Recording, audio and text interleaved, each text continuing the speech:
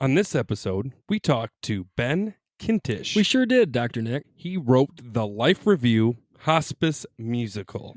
He is also a hospice chaplain and cantor. And it was quite a blast, wasn't it, Dr. Nick? Using humor to talk about death really makes me happy. Hardy har har. Let's talk about death, baby. Let's talk about grief and mourning.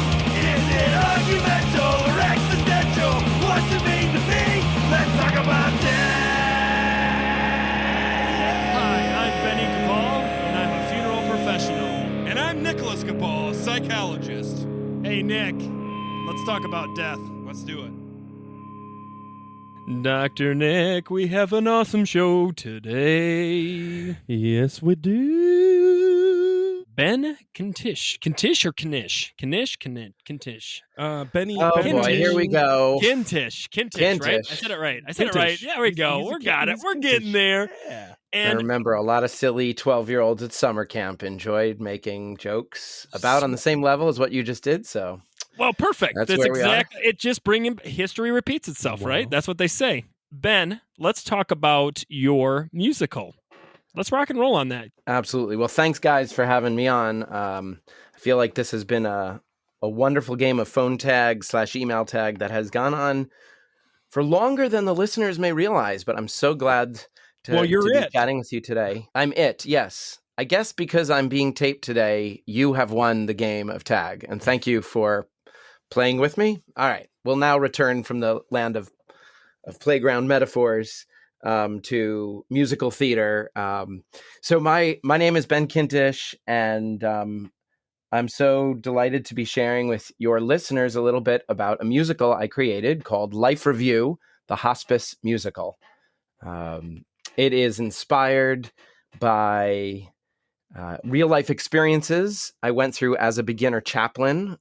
So you actually took real life scenarios from the hospice chaplain and put them into a musical. Am I not mistaken? Right? That's where you're. Yeah, that's a basic idea. I like to say that all of the characters are inspired by real life people or composites of several real life people. So our main character, the hero, so to speak, played by me, he looks a lot like me. He sounds a lot like me. Certain biographical details are different. Like I'm a cantor, a Jewish music minister. He's a rabbi. He has 2 dead parents, and grief looms large for him in his private, secret life. And that becomes a plot line in the play, him dealing with his own grief. In my life, thank God my parents are both alive and moderately well for old people, right? In terms of the characters, though, they were absolutely inspired by real people. You know, when you train to be a chaplain, you got to go for literally hundreds of hours of work, which includes lots of time bedside with patients and their loved ones. I love this work. And this is where I heard a lot of these stories that would eventually inspire this project. So I was driving home, called my wife, told her, honey, these stories I'm hearing bedside, they are amazing and inspiring. I think they want to be songs. Opened up one of those old-fashioned black and white composition journal books and started sketching notes for the first song that I created. It was called Will It Still Snow? And it's a sad, powerful ballad about a woman imagining life after her death, as in, will there still be beautiful winters after I go? Tell me a little bit about your experience of being the hospice chaplain, as seeing this person go through the last of their days, to actually doing the service. I believe only once did I officiate at the funeral of someone with whom I was involved in hospice care. Usually they kind of existed in separate silos. That being said, though, I have officiated at a lot of funerals, and sometimes it is deeply emotional. And sometimes, as you know, Mr. Funeral Director, it's sort of like you showing up to do a job and you got to put on the fancy suit today because you're doing a funeral. I have a suit that is literally my funeral suit. That sounds a little dark, but any other clergy people listening, they know the one that's, slightly wrinkle proof and and is a little bit warm in case it rains at the graveyard. Well, obviously, you're going to pick your sexiest one for the funeral, shiny suit. But here's the thing: I think you are well qualified not only for the musical aspect of what you're doing, which I think is incredible to begin with, because you're talking about death, which is Dr. Nick and I's whole reason for having this. But you're actually qualified. You've seen the 5 stages of grief. You've lived it. You've experienced it, and then Before and after the went on death, to the for funeral. sure. So when you're singing these, when you wrote these songs and you came up with these songs, I know there will be the emotional side of that, which I think is going to be incredible to actually. You're not one of those persons that is making up the story that you haven't lived it. You actually lived the experience of being a hospice chaplain. And basically, this musical is almost like your autobiography, really, if you think about it, in the stance of you being a chaplain and dealing with the deceased and the families of the deceased. So, like I said, I applaud you. You are correct. You do not need to be a detective to figure out that it is based upon my life, but it's not me up there on the stage. Even though that character is informed by some of my mannerisms, there are other things about him that are very much not me. He's like super socially awkward and kind of can't get out a coherent sentence in the beginning. It's a little exaggerated, so that we have some character growth from opening curtain to close. But he becomes a lot more comfortable in his role. The biggest lesson that he has to learn actually is to pull back. There's this concept in Judaism called tzimtzum. When God created the world, it is said, according to legend, that God had to make God's self smaller to create space for the universe God was creating. So when, Mr. Therapist and Mr. Funeral Director in both of your roles, you don't want to be a loud, gaudy personality. You want to actually pull yourself back like 4 notches, if not 8, so that the other people have space to breathe into their grief. And that's what my character has to learn. Absolutely. I've always said that I feel like what I do actually is planting the seed. I don't really actually tell people what to do. I just get them to go, that's interesting. Let me think about that, right? And I think that we all do that, right, as educators. It always is, it's more of a learned experience if the person comes to it from their point, right? So Correct. Subjectively, we all try to educate people, we try to help people, right? But the reality is, just like an alcoholic, right?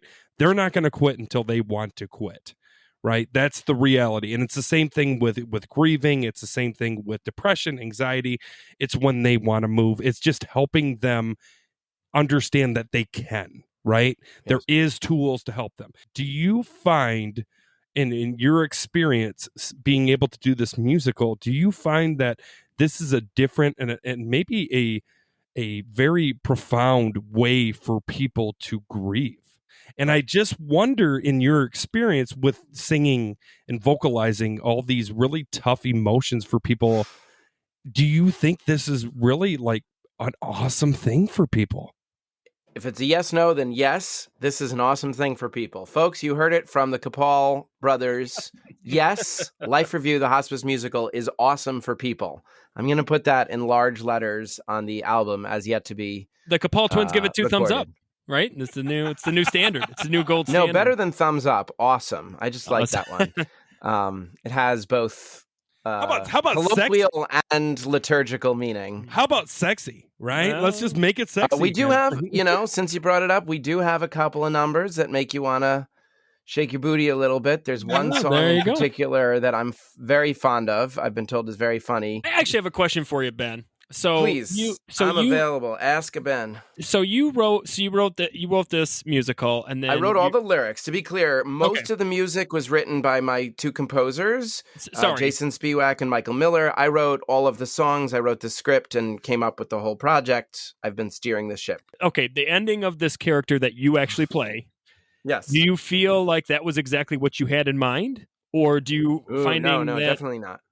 Like every novelist or playwright, I think it's pretty unusual to have a fully formed project before you put pen to paper. I think and when this began, it was more an amalgamation of songs than a linear beginning, middle, end story.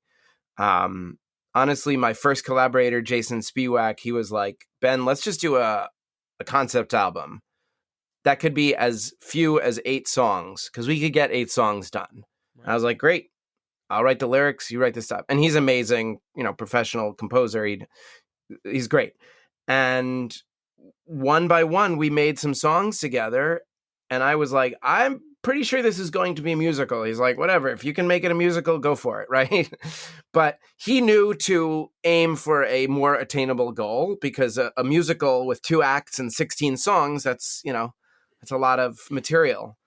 That's where we're at now, is 2 acts of 16 songs. The virtual version, that is the one that the public can contact me about and bring to their community, that's like a cabaret show. I call it a virtual cabaret. That is 8 songs performed live by yours truly, with digital piano tracks in the background, and then a Q&A to follow. I'm delighted to bring this work of musical theater to the world, because you guys have been joking and talking about getting the conversation going. So the opening number of the play is the concept. I got to give credit to Jason. He came up with the idea. I wrote the lyrics. Andy, who wrote the fabulous music, sort of vaudeville style, tweaked it a little, but like the original joke is Jason's, and it comes from this. We were sitting around talking about the musical and drinking, and he was like, people are going to be nervous about this musical. We need to break the ice. I'm like, what, like a funny opening number? He's like, yeah, I don't know. And then he takes like a big swig. It's like, hey guys, everyone's going to die. And I'm like, yeah, that's kind of funny. And he's like, spoiler alert. And I like chimed in, everyone dies in the end, and we laughed. And Andy ended up changing it to everybody dies in the end. But that's a spoiler, right? The big secret of the play is everybody dies in the end. And it has 2 meanings, right? One is half the cast will be dead by the end because they're the patients in the hospice. But the meta meaning is that everyone in the room, cast, techs, and paying audience members, they're going to be dead in the end. Yep. Not at the end of this play, but in the end of their life. And it's one of those inescapable facts. The hero and villain of each tall tale, the sailor who battled a full force gale. Spoiler alert! Do. Everybody dies in the end. Sorry to ruin the play, my friend. Love 'em or hate 'em, this cannot bend. Everybody dies in the end, and it goes on and on. But like, I've performed this live twice, and people laugh out loud so much for this song. It's very funny, if I'm nervy enough to say. And it's important because we need to laugh about this fact as to acknowledge the massive anxiety that we all share at different levels about our own mortality. And yes, watching a play where everyone's going to die in the end is going to bring up that anxiety in a lot of our viewers. So we wanted to break that. But it also is didactic. It also teaches a lesson to say, like, look, everyone you see here. And then there's a line later in the song, like, whether you're married or you got no ring, and, your father, your mother, your husband or wife, everybody dies in the end, right? And, as you guys present as approximately my age, I'm 22. I don't know about you. Holy just kidding. Crap. Just kidding. I'm 41. So I have parents who are older than they used to be. And that means I have to deal with their mortality. And everyone who's 30 or 40, actually even school age kids have to deal with aging parents. It's just more obvious when you're 30 or 40. It's so important that we bring humor into this, because I think humor does so many healing things. I think it breaks the ice, track 1. I think we could talk about things that are a lot harder for most people if we can make them laugh. Because again, when we can make someone laugh, it's this idea the wall goes down, and then we can really explore how we're actually feeling.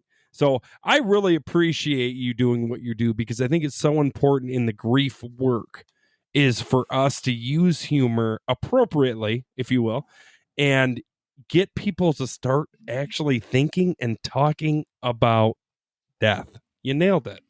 Dr. Nick, I think it's time, is it not? Is it not time? It's time. Let's do some questions. Let's do it up. Let's do some Q&As. Q&A.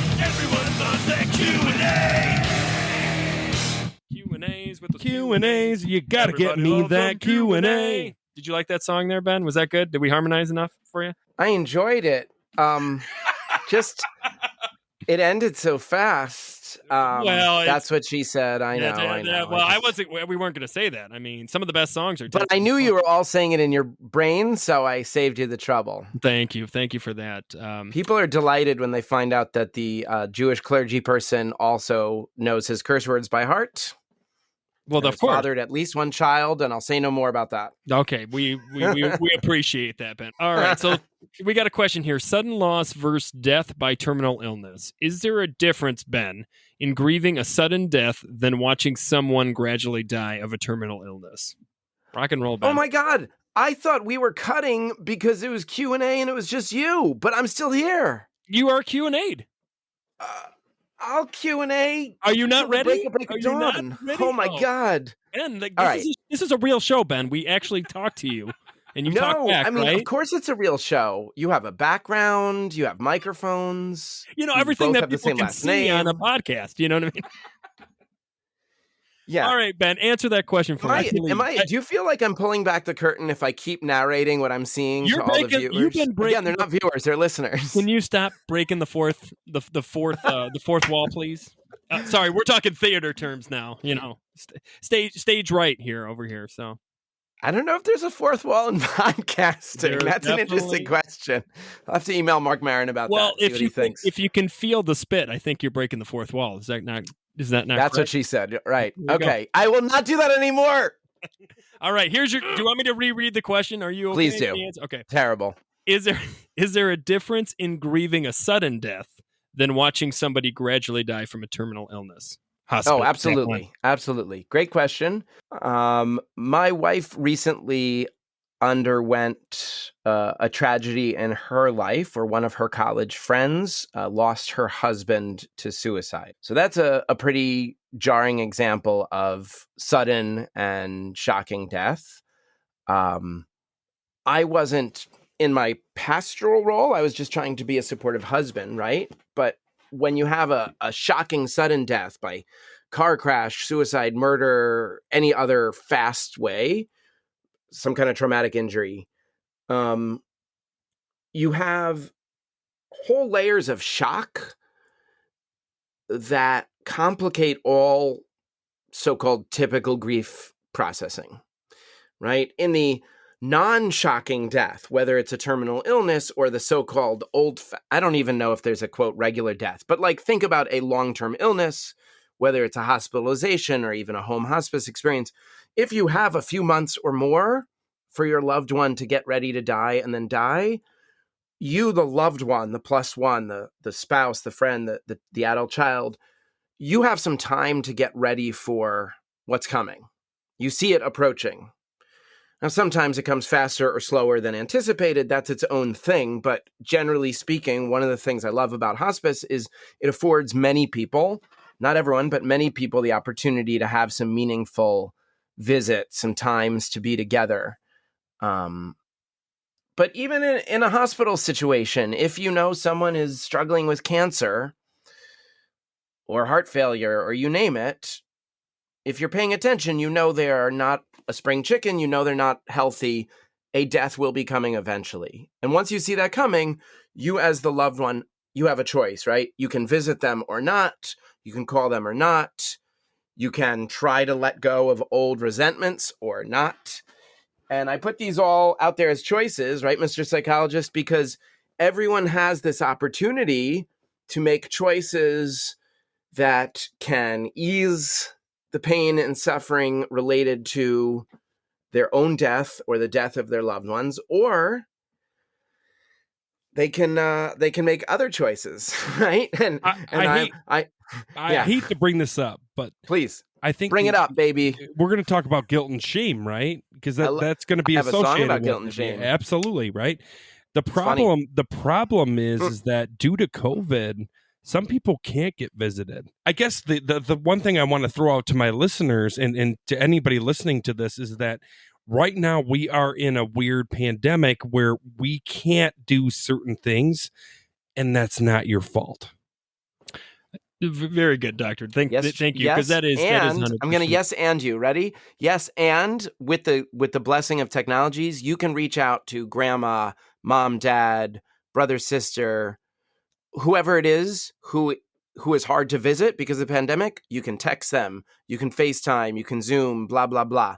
Call and visit while you can. Absolutely. I'm just saying for the people that don't feel like that's enough, it's not your fault. Agreed. In fact, doctor, I was a part-time chaplain working hospice with a wonderful organization called Jewish Social Services, JISA, of Montgomery County, and they have a hospice service. So I was a cantor chaplain on staff, and I worked one day a week. And then when I saw this coming down the pike, and I was arriving at a senior facility, greeted by people in hazmat, I was like, I don't think chaplaincy is going to be looking the same anymore. And sure enough, the next week, they weren't allowing chaplains hardly anywhere because we weren't considered essential. I'm not going to debate whether we were or weren't, but it was clear that it was shifting from the bedside visit to tech. And I chose to back away at that point. Absolutely, Ben. And Ben, I want to go back now. So you clarified a lot with the gradual death of or terminal illness, but let's go back. Let's go back to sudden. How do you feel as a chaplain when it comes to a sudden death? In my school, I teach full time at a middle school. We had a death by suicide last spring, and it was horrible. It happened close to the school property. It wrecked a lot of other kids. I wasn't operating in a chaplaincy role, but I could see in both of those instances how a sudden death gives a very different grief experience. Again, because all of the so-called normal grief experiences, the pain, the sadness, the regret, the bargaining, the guilt, so forth, those are all there, but you're also dealing with the shock and the horror of the event itself, the fact of the grisly death. I mean, suicide has its own scariness, but even a car crash, we all drive, right?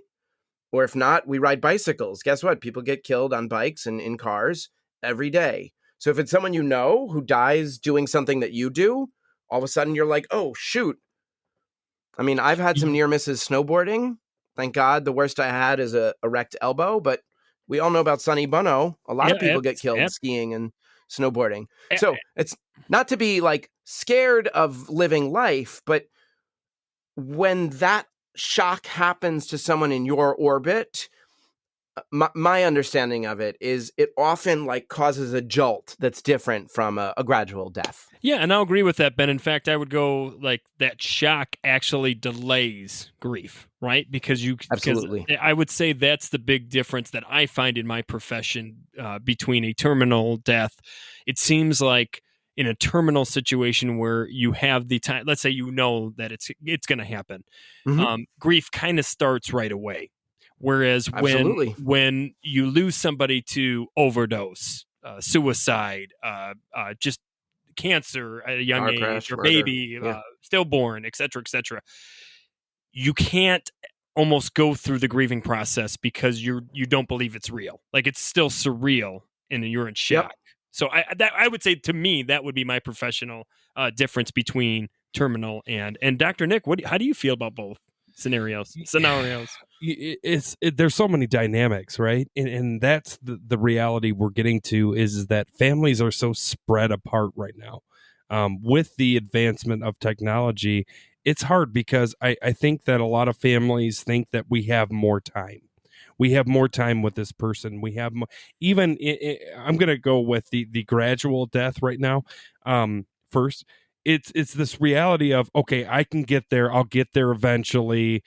You know what I mean? But the unfortunate part is we don't know when our number is going to be taken. Even if we have cancer and the doctor says you got 3 months, that does not mean 3 months from this day you're going to die, right? We all know this. But the problem is, I think in our heads, because we avoid talking about death, we go, okay, I'm going to wait till the last possible minute to go visit. That might be too late.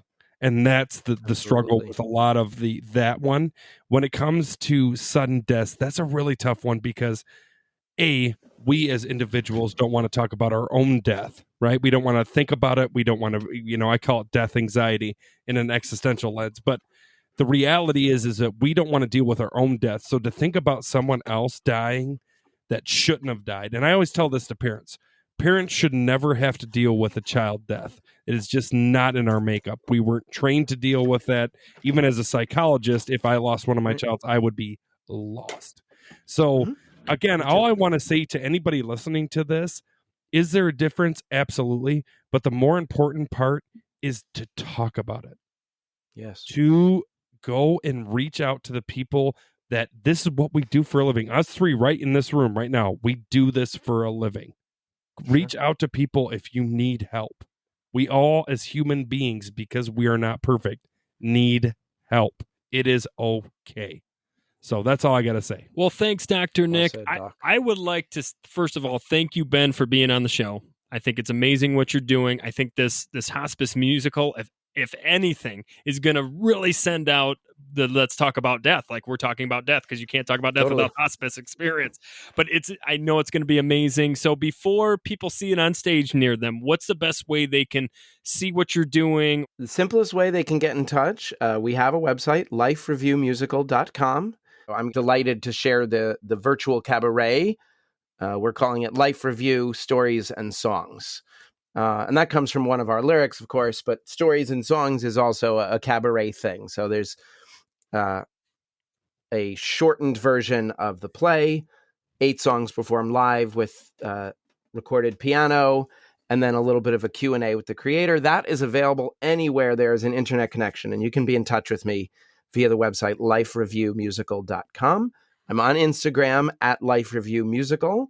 I think I have a terrible Facebook page, and I guess I'm supposed to do something about that, but I got all excited about Instagram, so that's where I put my attention. I don't know. Well, yet again, Ben, did you want to sing something? Did you want to do something? Yeah, I'd love to. Go ahead, rock and roll, and then we'll close up after you get done with your song. What do I feel like today? So the song I'm going to sing for you is called Send Me a Sign. It's the big I Wish song of our main character, Rabbi David Goodman. And he's struggling early in the play with faith as he's reeling from his own private grief, having lost his parents in recent years, and his own apparent ineptitude at this big new job he's got. And he kind of looks up to the rafters and he says, God, if there's ever been a time I could use a hand, it's now. And he sings this song. God, can you hear me? Even when I've nothing to say, when nothing is going my way, God, are you near me? Will you be with me whenever I'm stuck in despair and all of the world is unfair? Please, God, see me. It's time for you to send me a sign.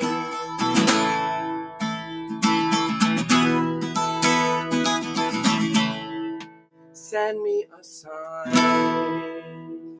Beautiful. Ben, that was awesome. Beautiful. Thanks Ben, a lot, guys. Appreciate it. Ben, if you need some actors, singers, you know, there's a small town in Ida, Michigan that has 2 of them. So, I mean, we're punk rockers, but either way, we're open. You can call our agent. We'll go from there. I'm glad you brought it up, because in the last reading, which actually happened right before the pandemic, in one of the response cards, they were like, we need more bearded twins from Michigan in the cast. And I thought it was a little bit obscure. Right. Apparently, they were fans of your podcast who had already found out about the musical. I don't know where they found me, because I did terrible publicity for that. But they were there. Maybe they were looking up your name. They were looking at Ben. They just put Ben in, and then Ben Capal, Sexiest Man on Earth, came up, and then maybe that's how Yeah. Touche. Sexiest Ben on Earth. I've been runner-up 3 times running. I've learned not to expect to win. Well, thank you, Ben, for that. I really do appreciate it. And thank you for being on the show. I'm just going to let the audience know again, if you have any questions for us, we use your questions. You can get at us at let's-talk-about-death-pod@gmail.com. Please share us with your friends. Spread the word. Do a review if you have Apple. So please do that. Subscribe, like, thank, share, all that jazz. And Dr. Nick, Because if you ain't talking about death, You ain't You ain't living. Thanks, Ben. Thank you for being on the thanks, show. Benny. Thanks, listeners. Peace.